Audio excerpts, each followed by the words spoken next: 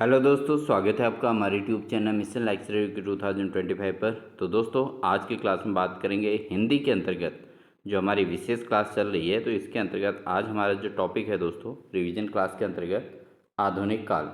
तो बहुत इम्पोर्टेंट ये टॉपिक रहने वाला है, क्योंकि आधुनिक काल से कम 4 से 5 क्वेश्चन आपको इसके अंतर्गत देखने को मिलेंगे। साथ ही इसकी रचनाएँ, इसके अन्य चीज़ें जैसे वाक्य किस कवि ने कहे हैं, किस लेखक ने कहे हैं, तो ये सारी चीज़ें इसके अंतर्गत पूछी जाती हैं। तो काफ़ी हेल्पफुल ये क्लास रहने वाली है, इसलिए आप बिना स्किप किए पूरी क्लास को ज़रूर वॉच कीजिएगा। साथ ही जो अभ्यर्थी भी चैनल पर नए हो, चैनल को सब्सक्राइब कर लीजिएगा। तो बिना देरी किए हुए आज की क्लास को स्टार्ट करते हैं दोस्तों। लेते हैं भारतेंदु युग। तो दोस्तों, मेन आधुनिक काल के अंतर्गत जो 1850 ईस्वी से अब तक का जो समय है, इसको आधुनिक काल के नाम से जाना जाता है।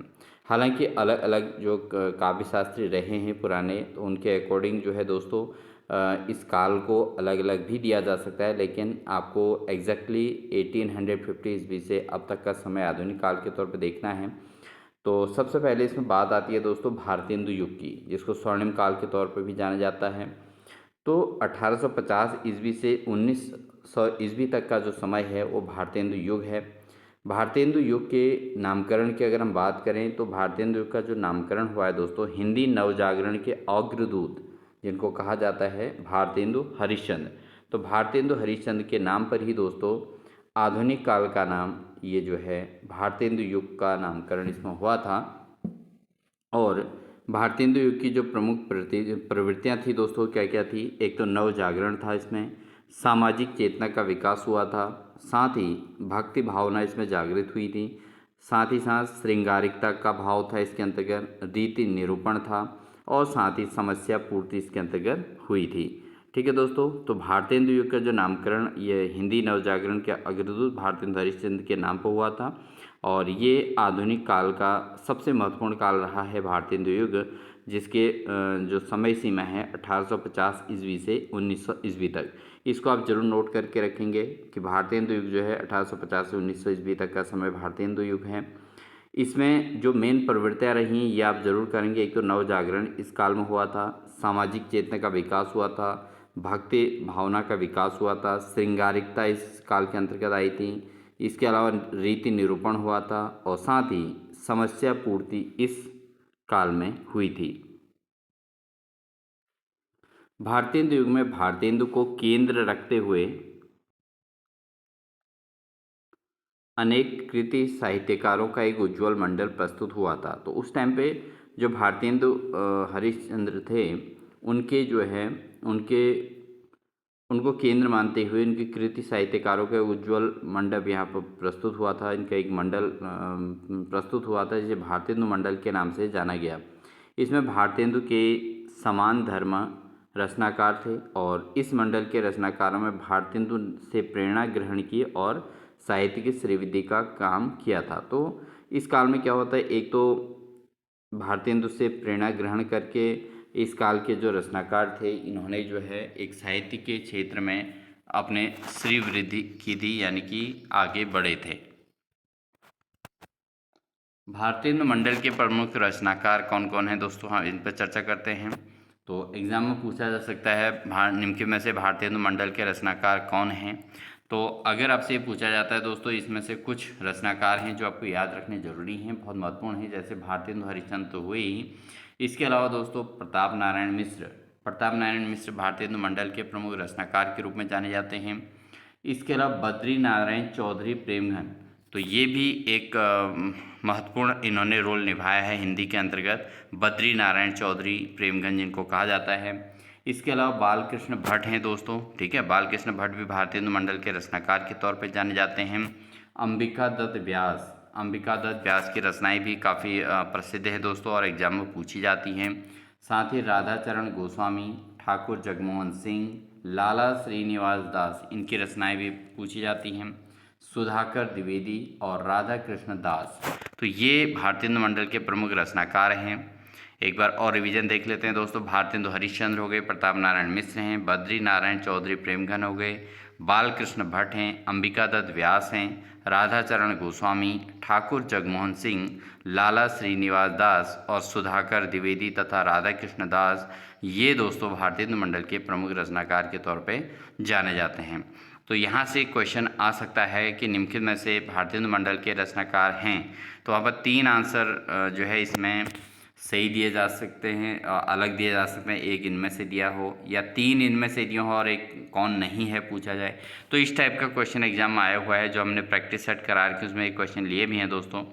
अब बात करते हैं भारतेंदु मंडल के रचनाकार जो थे उनका मूल स्वर नवजागरण रहा है। क्या रहा है दोस्तों?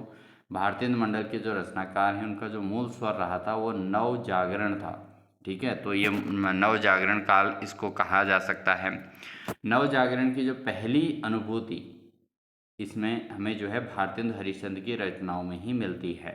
तो जो नवजागरण युग के तौर पर भी इसको जाना जाता है, इसीलिए जाना जाता है क्योंकि भारतेंदु हरिश्चंद्र की जो रचनाएं हुई थी उसी के अंतर्गत नवजागरण का जो है मूल स्वर यहाँ पे देखने को मिला था दोस्तों। ठीक है, इसके अलावा भारतेंदु हरिश्चंद्र के पिता गोपाल चंद्र, इनको गिरधर दास, अपने समय के एक प्रसिद्ध कवि के तौर पे जाने जाते थे।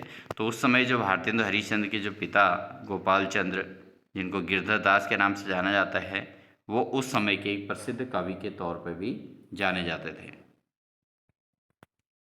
भारतेंदु युगीन नवजागरण में एक और राजभक्ति यानी कि ब्रिटिश शासन की प्रशंसा है, तो दूसरी ओर देशभक्ति यानी कि जो ब्रिटिश शोषण का विरोध किया गया है। ठीक है, तो यहाँ पर 2 प्रकार की चीज़ों को का समावेश देखने मिलता है। इन भारतेंदु युग के जो इसलिए इसको नवजागरण का काल भी कहा गया क्योंकि इस समय क्या हुआ था, एक तो राजभक्ति यानी कि ब्रिटिश शासन की प्रशंसा देखने को मिलती है और साथ ही इसमें क्या किया गया था कि ब्रिटिश शासन का विरोध भी इसी काल में हुआ था। ठीक है, तो इसीलिए इसको नवजागरण काल आया था, यानी कि जहाँ पर कमियां थी ब्रिटिश शासन की, ब्रिटिश शोषण की जहाँ पर हुई थी, तो उस शोषण का विरोध भी इस काल में हुआ था। ऐसा नहीं कि ब्रिटिश काल की प्रशंसा ही की गई थी, राजभक्ति को महत्व तो दिया गया था, लेकिन जो ब्रिटिश शासन के द्वारा देशभक्ति की जागृति की बात करें तो जो ब्रिटिश शासन के द्वारा जो शोषण किया जा रहा था उस शोषण का विरोध इस काल में किया गया था। तो देशभक्ति की भावना का उदय हुआ था इस काल में, इसलिए इसको जो है नवजागरण काल के नाम से भी जाना जाता है।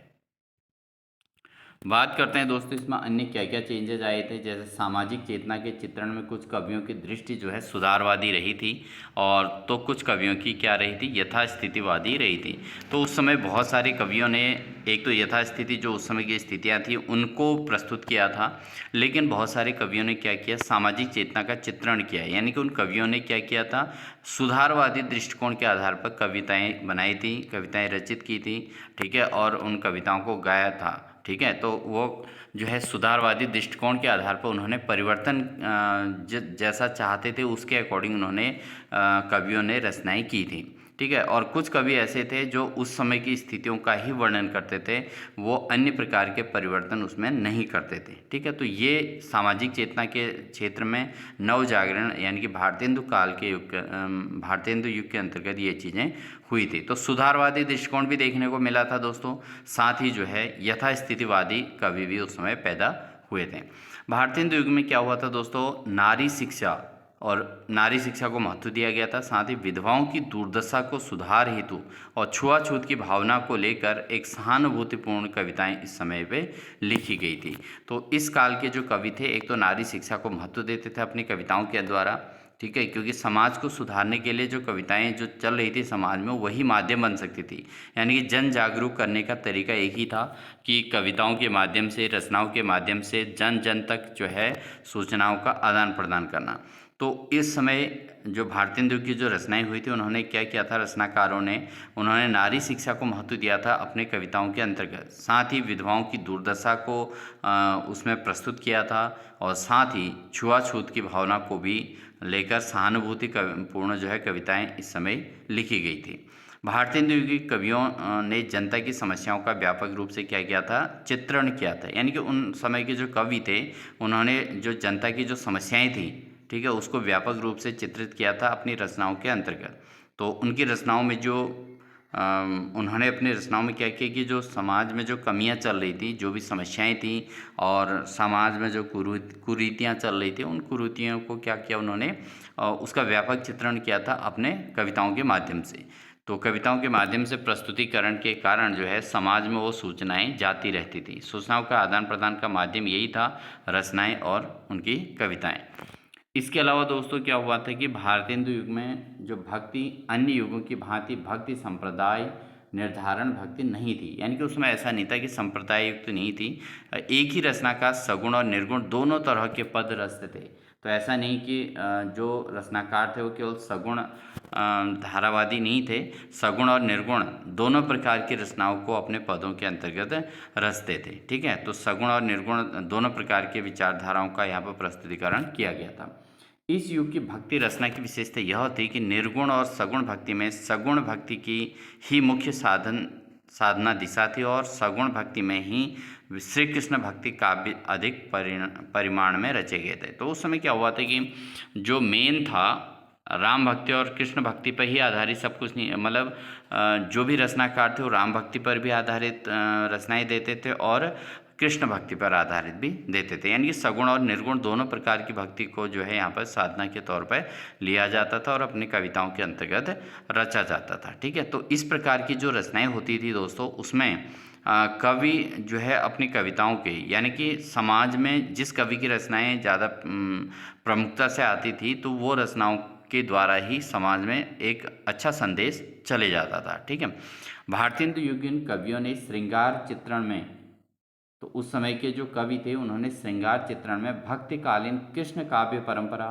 रीतिकालीन नख सिख और नायिका भेदी परंपरा तथा उर्दू कविता से संपर्क के फलस्वरूप प्रेम की वेदनात्मक व्यंजना को अपनाया था। ठीक है, तो यहाँ पे क्या किया गया था कि मतलब भेद परंपरा को छोड़कर उर्दू कविता से संपर्क के फलस्वरूप क्या किया था, इन्होंने प्रेम की वेदनात्मक व्यंजना को अपनाया था और उसी के आधार पर इन्होंने श्रृंगार चित्रण में भक्तिकालीन कृष्ण काव्य परंपरा और रीतिकालीन नख सिख को जो है प्रस्तुत किया था। ठीक है, तो ये मेन इसमें पॉइंट रहा था दोस्तों, इसको आप जरूर नोट कर लें कि भारतीय हिंदू युग कवियों ने क्या क्या किया था। रीतिकालीन नख सिख हो गया, नायिका भेदी परंपरा और साथ ही इस पर आधारित जो है काव्य परंपरा, कृष्ण काव्य परंपरा पर आधारित रचनाएं इन्होंने की थी।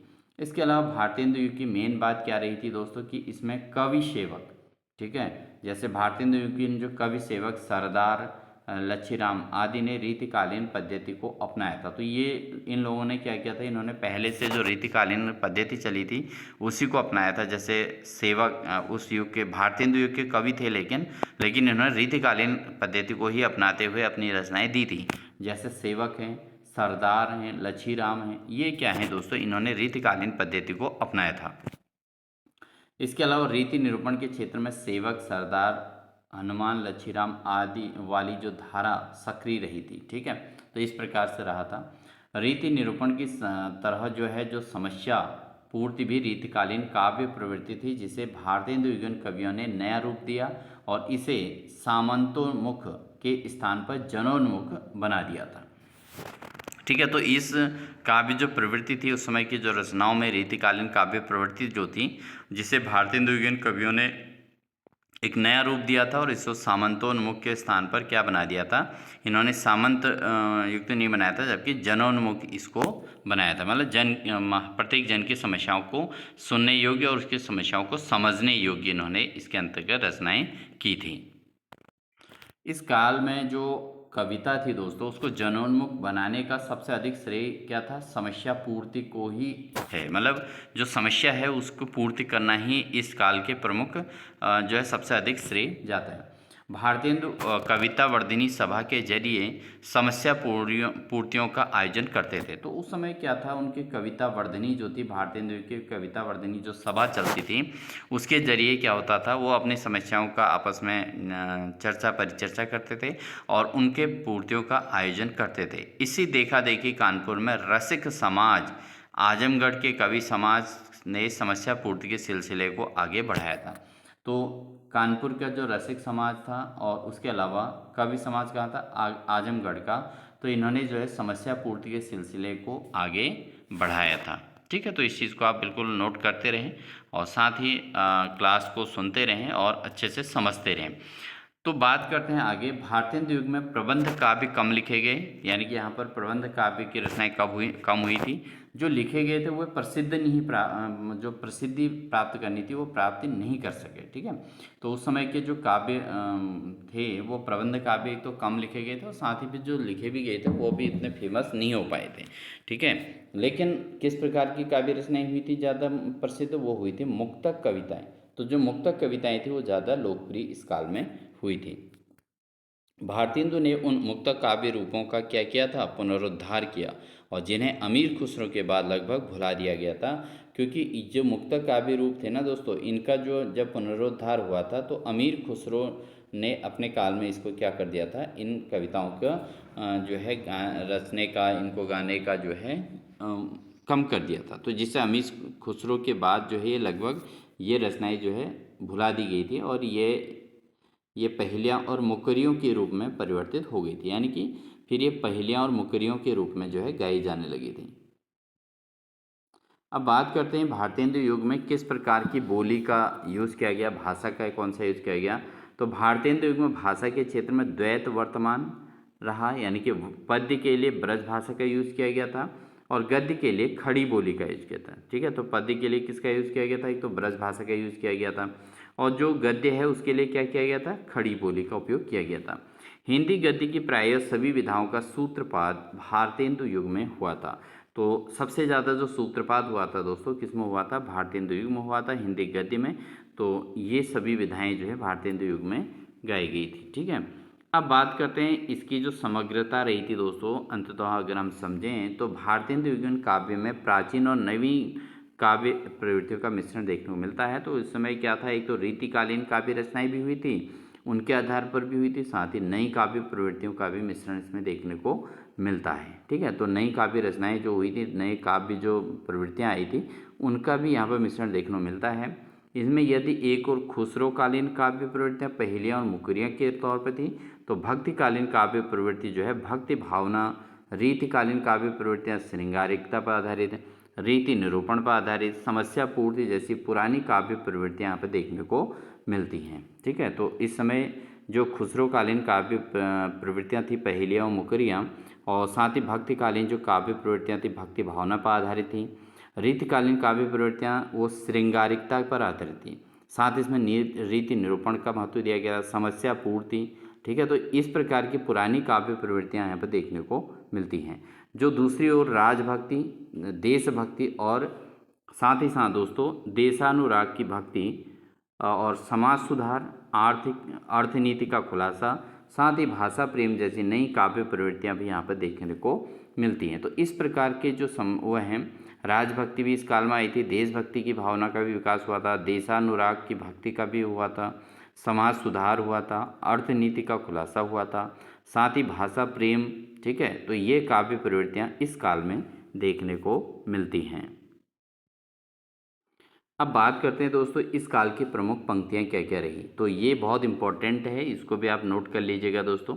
ठीक है, एक तो आपको याद रखना है कि भारतेंदु युगीन जो रचनाकार हैं वो किस प्रकार के हैं, सगुण और निर्गुण दोनों कौन से हैं, कौन से ऐसे हैं जिन्होंने रीतिकालीन जो प्रसिद्धि थी उसी के आधार पर उन्होंने कार्य किया, आगे को अपनी रचनाएं की थी, कौन ऐसे थे जिन्होंने भक्ति काल को ज़्यादा महत्व दिया था और भक्ति भावना से ओतप्रोत यानी कि कृष्ण भक्ति और राम भक्ति पर आधारित रचनाएं की थी।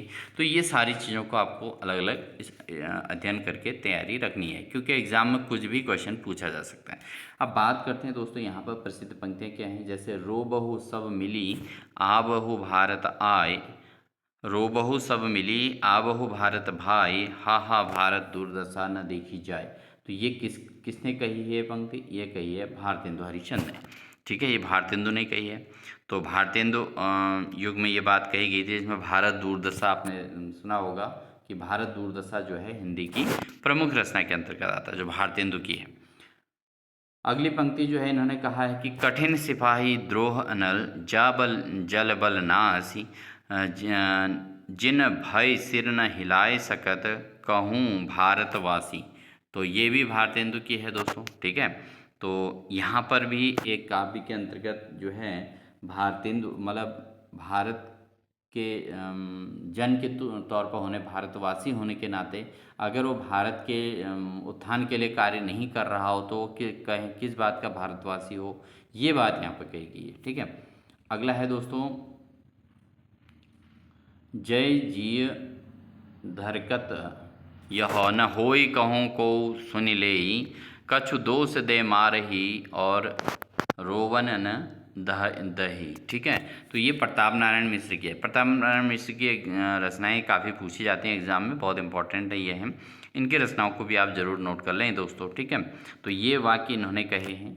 अगला है दोस्तों, अमीय की कटोरी सी चिरजीवी रहो विक्टोरिया रानी। तो ये अंबिका दत्त व्यास की पंक्तियां हैं, ये इनके द्वारा कही गई हैं।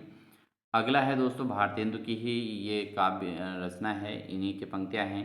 अंग्रेज राज सुख साज सजे सब भारी, पै धन विदेश चली जात इहें अति ख्वारी। तो यहाँ पर ये कहा गया कि अंग्रेज़ों का ही राज चल रहा है और वही मतलब सुख साज से सजे हुए हैं, और यहाँ पर लोगों का शोषण करके यहाँ जो धन है वो विदेश को जा रहा है। तो ये भारतेंदु ने इसकी बात को इसके अंतर्गत प्रस्तुत किया है। अगला है भारतेंदु के अगले वाक्य पंक्तियाँ हैं दोस्तों, एग्जाम में बहुत पूछी गई हैं, इसलिए हमने इनको रखा है कंटेंट के अंदर। भीतर भीतर सब रुस चूसें, हंसी हंसी के तन मन धन मूसें, जाहिर बाबत में अति तेज, क्यों सखी सज्जन नहीं अंग्रेज। ठीक है, तो ये किसने कहा है, ये भी भारतेंदु ने कहा है। अगला है, सब गुरुजन को बुरा बतावें, अपनी खिचड़ी अलग पकावें, भीतर तत्व न झूठी तेजी, भीतर तत्व न झूठी तेजी, क्यों सखी साजन नहीं अंग्रेजी। ठीक है, तो सब गुरुजन को बुरा बतावें, अपनी खिचड़ी अलग पकावें, भीतर तत्व न झूठी तेजी, क्यों सखी साजन नहीं अंग्रेजी। तो ये किसने कहा है, ये भारतेंदु ने कहा है। अगला है दोस्तों, सर्वस्व लिए जात अंग्रेज, सर्वस्व लिए जात अंग्रेज, हम केवल लेक्चर के तेज। ठीक है, सर्वस्व लिए जात अंग्रेज, हम केवल लेक्चर के तेज, ये किसने कहा है, ये कहा है प्रताप नारायण मिश्र ने। तो प्रताप नारायण मिश्र की पंक्तियां भी इंपॉर्टेंट हैं, इनको आप ज़रूर नोट करें दोस्तों, क्योंकि ऐसे कंटेंट आपको जो है पर्टिकुलर इंपॉर्टेंट फैक्ट का नहीं देखने को मिलेगा, इसलिए आप केवल इन पर, बहुत ज़्यादा हमने इसमें नहीं लिए हैं, वही लिए हैं जो एग्ज़ाम के दृष्टिकोण से इम्पोर्टेंट है। अगला है, अभी देखिए क्या दशा देश की हो, बदलता है रंग आसमां कैसे कैसे। अभी देखिए क्या दशा देश की हो, बदलता है रंग आसमां कैसे कैसे, ये किसका है, ये प्रताप नारायण मिश्र ने कहा है दोस्तों। ठीक है, अगला है, हम आरत भारतवासिन पे अब दीन दयाल दया कीजिए। तो ये भी प्रताप नारायण मिश्र का है। हम आरत भारतवासिन पे अब दीन दयाल दया कीजिए। तो ये किसकी रचना है, पंक्तियां हैं, ये प्रताप नारायण मिश्र की हैं दोस्तों। ठीक है, अगला है, हिंदू मुस्लिम जैन पारसी ईसाई सब जात, सुखी होय भरे प्रेम घन सकल भारती भ्रात। तो ये किसने कहा है, भारती भ्रात, ये शब्द को याद रखें। तो ये कहा है दोस्तों बद्री नारायण चौधरी प्रेमघन ने। ठीक है, बद्री नारायण चौधरी प्रेमघन ने कहा है कि हिंदू मुस्लिम जैन पारसी ईसाई सब जात, सुखी होय भरे प्रेम घन सकल भारती भ्रात। तो बद्री नारायण चौधरी ने ये कहा है। अगला एक और इम्पोर्टेंट प्रताप नारायण मिश्र का, कौन करे जो नहीं कसकत, कौन करे जो नहीं कसकत, सुनि विपत्ति बाल विधवन की।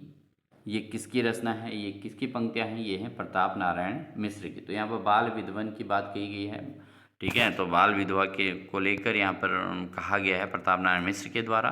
तो ये भी एक इम्पॉर्टेंट फैक्ट है दोस्तों। ठीक है, इसको भी आप नोट कर लीजिएगा। अगला है, हे धनियो क्या दीन जनों की नहीं सुनते हो हाहाकार, जिसका मरे पड़ोसी भूखा उसके भोजन को धिक्कार। तो ये बाल मुकुंद गुप्त ने कितनी बड़ी बात कही है दोस्तों, कि दीन जनों की नहीं सुनते जो हाहाकार, जिसका मरे पड़ोसी भूखा उसके भोजन को धिक्कार। यानी कि घर में अगर भोजन है और पड़ोसी भूखा मर रहा हो तो उसके घर में भोजन होने का को धिक्कार है। ठीक है, तो ऐसे घर में भोजन होने को धिक्कार है जो दूसरे की मदद में काम नहीं आ सके। तो यहाँ पर क्या है, बाल मुकुंद गुप्त ने ये बात कही है दोस्तों। अगला है, बहुत फैलाए धर्म बढ़ाया छुआछूत का कर्म। ठीक है, बहुत फैलाए धर्म बढ़ाया छुआछूत का कर्म, ये किसने कहा है, ये भारतेंदु की पंक्ति है दोस्तों। ठीक है, अगला है सभी धर्म में वही सत्य सिद्धांत न और विचारो। सभी धर्म में वही सत्य सिद्धांत न और विचारो, ये किसका है? ये है भारतेंदु का। ठीक है, ये भी भारतेंदु ने कहा है।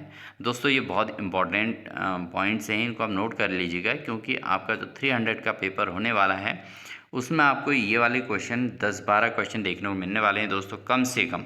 ठीक है, क्योंकि पंक्तियों पर आधारित क्वेश्चन लगातार जो प्रीवियस पेपर हो रहे हैं पिछले सालों से, उनमें पंक्तियां किसके द्वारा कही गई हैं, ये वाले क्वेश्चन बहुत ज़्यादा डाल दिए हैं। केवल रचना और विधाओं पर आधारित नहीं रहा अब एग्ज़ाम, अब यहाँ पर पंक्तियों को भी लिया गया है रचना के अंतर्गत से, और वो पंक्तियाँ जो बहुत ज़्यादा इंपॉर्टेंट हैं वो हमने यहाँ पर इस क्लास में ली हैं। तो आप ज़रूर इसको नोट करते रहें। साथ ही है अगला है परदेसी की बुद्धि और वस्तुन की कर आस, परवश है कबलो कहो रहियो तुम वे दास। तो ये किसके हैं? ये भारतेंदु ने कहा है। किसने कहा है? ये भारतेंदु की पंक्तियां हैं दोस्तों, इंपॉर्टेंट हैं।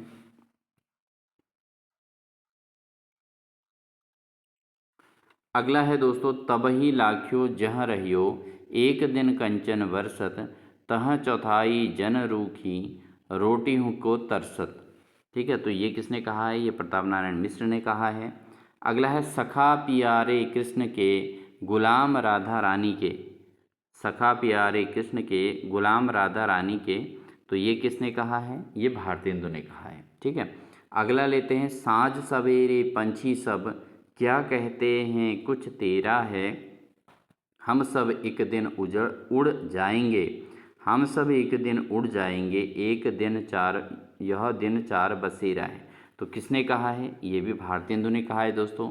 एक बार फिर इसको रिपीट कर लेते हैं, इंपॉर्टेंट क्वेश्चन है। ठीक है, इसको आप नोट भी कर लीजिएगा, इंपॉर्टेंट की श्रेणी में है, प्रीवियस पेपर में आया हुआ है।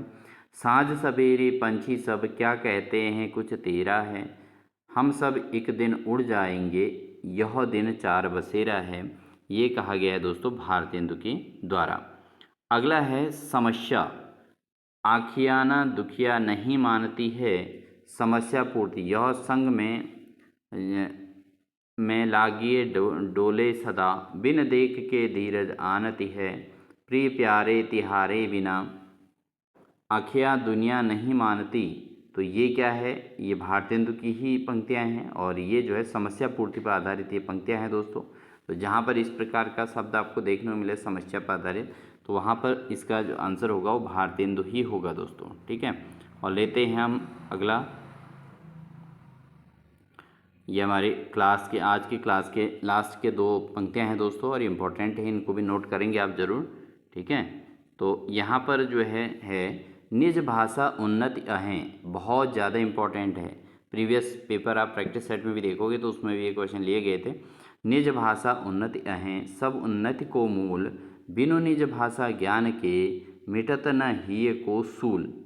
ठीक है, तो ये किसने कहा है? भाषा उन्नति की बात कही गई है, तो ये कही गई है भारतेंदु के द्वारा। ठीक है, अगला है लास्ट है दोस्तों, अगला है अंग्रेजी पढ़ी के यद्यपि सब गुण होत प्रवीण, अंग्रेजी पढ़ी के यद्यपि सब गुण हो प्रवीण, पे निज भाषा ज्ञान बिन रहत हीन को हीन। ठीक है, तो ये किसने कहा है? भारतेंदु ने। ठीक है, इसको आप ज़रूर नोट करिएगा दोस्तों, ये लास्ट के दो बहुत ज़्यादा इंपॉर्टेंट हैं, इनको आप ज़रूर नोट कीजिएगा। तो इनको नोट करके आप ज़रूर इनको रिवाइज़ कर लीजिएगा दोस्तों, क्योंकि एग्ज़ाम में आपको काफ़ी हेल्प करेंगे ये वाक्य और ये पंक्तियाँ, क्योंकि इस बार आपको बहुत सारे क्वेश्चन इसके देखने को मिलने वाले हैं इस टाइप के। तो प्रिपरेशन अच्छी करने के लिए आपको ये चीज़ें भी तैयार करके चलनी होंगी। तो दोस्तों आई होप आपको क्लास अच्छी लगी होगी। क्लास अच्छी लगी तो वीडियो को लाइक कर दीजिएगा, साथ ही चैनल पर नए हैं तो चैनल को सब्सक्राइब कर लीजिएगा। साथ ही जो अभ्यर्थी हमारे चैनल पर नए हैं वो प्लीज़ चैनल की मेंबरशिप ज़रूर ज्वाइन कर लें। आपको हिंदी प्रैक्टिस सेट की मेंबरशिप और साथ ही हिंदी विशेष दोनों प्रकार की आप मेंबरशिप में से जो चाहें वो ले सकते हैं।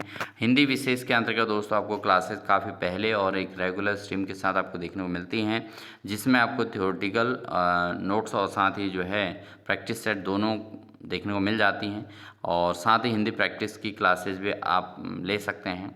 और जो भी अभ्यर्थी चैनल पर नए चैनल को सब्सक्राइब कर लें, साथ ही अपने साथियों को शेयर ज़रूर कर दें। मिलते हैं आपको नेक्स्ट क्लास के साथ, तब तक बने रहिए मिशन लेक्चर यूके 2025 पर। तब तक के लिए दोस्तों wish you all the best.